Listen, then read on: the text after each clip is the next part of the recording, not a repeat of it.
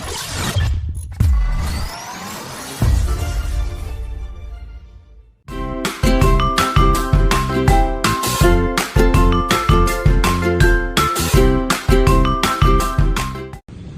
guys, kenalin, nama aku Cantika Savitri dengan NIM 64230245. Kali ini aku mau memperkenalkan kelompok 11.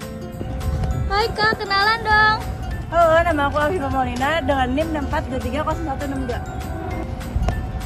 Halo, nama aku Indah Rizky Astika, biasa dipanggil Astika dengan NIM 64230051. Halo guys, nama saya Raffi dengan NIM 64230277. Halo bro, nama gue Irfan Fajar Rizky dengan NIM 64230279.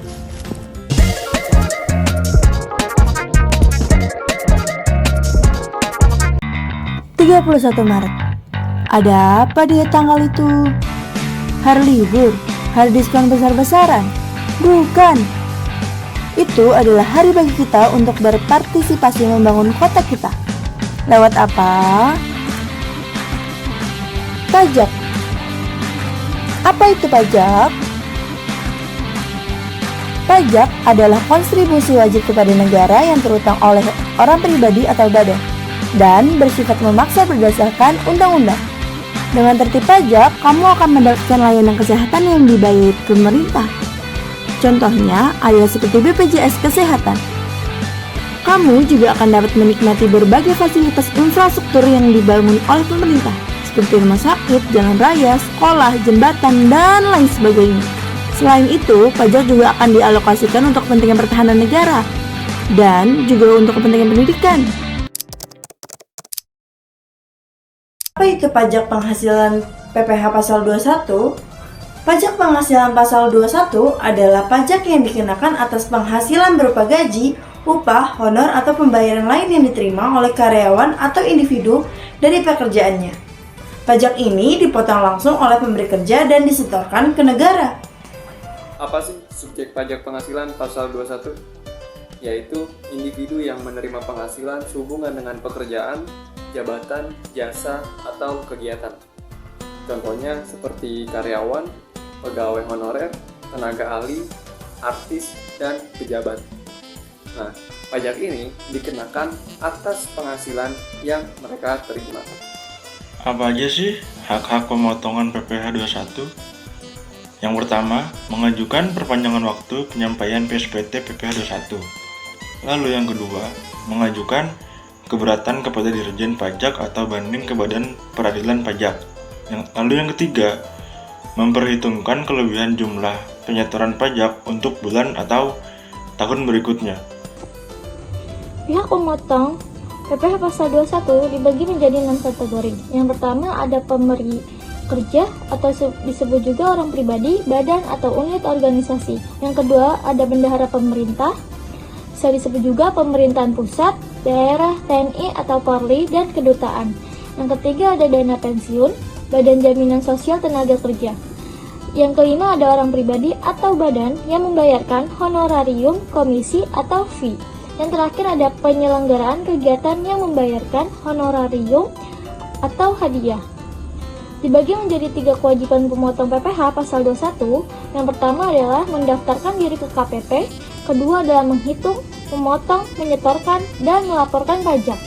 Yang terakhir adalah memberikan bukti pemotongan PPh pasal 21 kepada penerima penghasilan.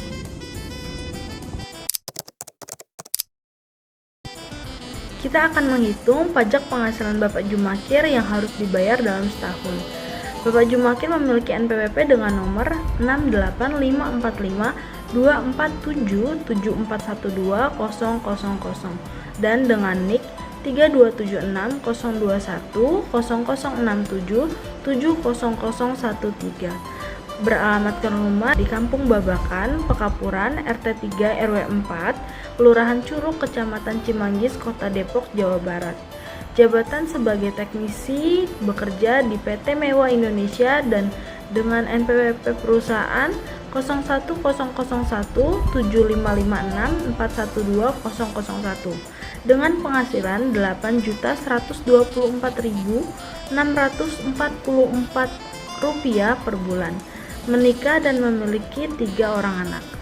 Bapak Jumakir menerima tunjangan lembur dari perusahaan sebesar Rp614.103 dan THR.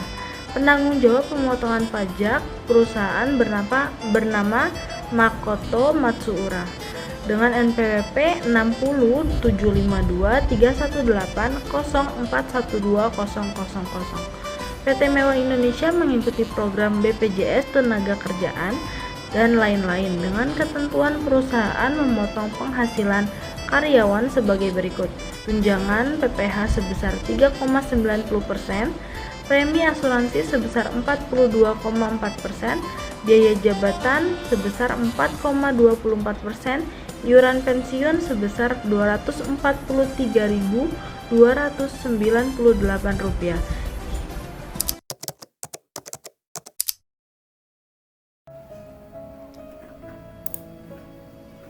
Oke, kali ini saya akan membuat rincian penghasilan dan penghitungan PPh pasal 21. Nah, untuk gaji atau pensiun atau THT JHT,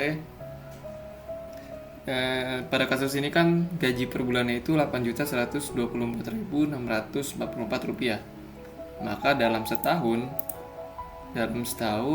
mendapatkan jumlah sebesar Rp97.495.728. Untuk poin kedua, tunjangan PPh ya, itu mendapatkan 3,90% dari gaji per tahun. Jadi hasilnya ialah Rp3.802.333. Untuk tunjangan lainnya, uang lembur dan sebagainya, itu per bulan mendapatkan hasil Rp614.103. Maka kalau dalam setahun bisa mendapat Rp7.369.236. Nah, untuk honorarium dan imbalan dan lain sejenisnya itu nggak ada, itu nol ya. Untuk poin 4 ya, honorarium dan imbalan lain sejenisnya itu nol, nggak ada. Nah, untuk poin 5, premi asuransi yang dibayar pemberi kerja itu dikenakan 42,4% dari gaji per tahun, sehingga mendapatkan hasil Rp41.338.188. Untuk penerimaan dalam bentuk natura dan kenikmatan lainnya yang dikenakan pemotongan PPh pasal 21 itu nggak ada. Sama seperti poin 4 ya, nggak ada. Nah, untuk yang ketujuh, TNTM, bonus gratifikasi jasa produksi dan THR. Untuk kasus ini yang didapatkan itu bonus dan THR ya. Untuk 1 tahun kerja, bonus dan THR-nya itu sebesar 1 bulan gaji full. 1 bulan gaji full, jadi totalnya itu Rp8.124.644. Nah, maka jumlah penghasilan bruto tinggal kita jumlahkan dari poin 1 sampai poin 7, sama dengan kita totalkan semuanya. Nah, maka kita mendapatkan hasil untuk jumlah penghasilan bruto ialah Rp158.130.129. Ini untuk penghasilan bruto ya. Berikutnya ada pengurangan ya. Untuk pengurangan sendiri ada biaya jabatan atau biaya pensiun, iuran pensiun atau iuran THT JHT, dan terakhir jumlahnya ya.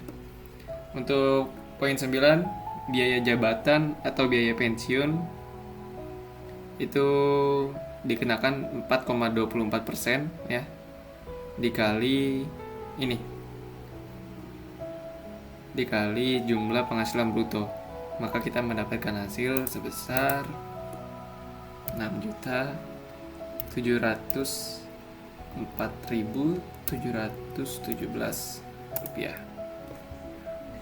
untuk iuran pensiun atau iuran THT JHT ya, itu sebulannya kan Rp243.298. Maka dalam setahun iuran pensiun atau iuran THT JHT tersebut sebesar Rp2.919.576 rupiah.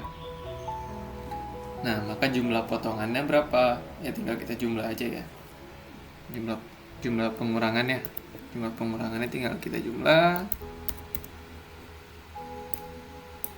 Maaf.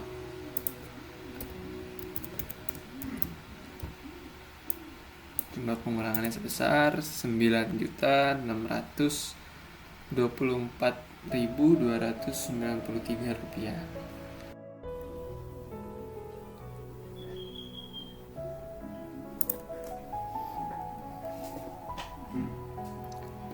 Berikutnya ialah penghitungan PPh pasal 21-nya ya. Untuk jumlah penghasilan neto itu kita kurangi ya. Kita kurangi jumlah penghasilan bruto dengan jumlah pengurangannya.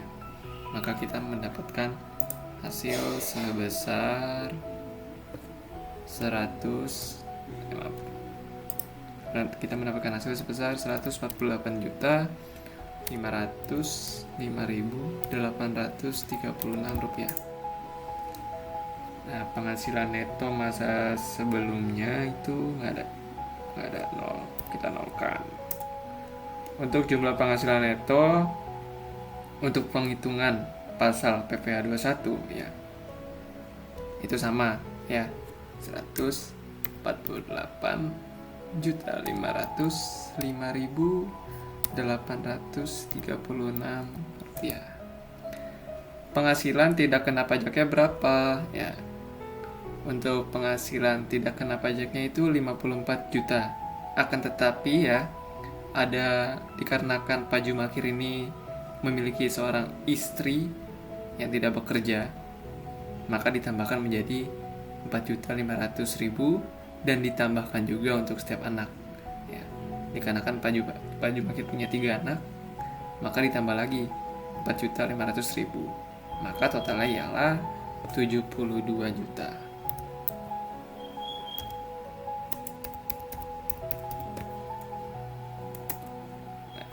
Maka penghasilan kena pajak setahun atau disetahunkannya berapa? Tinggal kita kurangi di poin 14 dan 15 ya. Kita kurangi antara jumlah neto dengan penghasilan tidak kena pajaknya. Kita kurangi.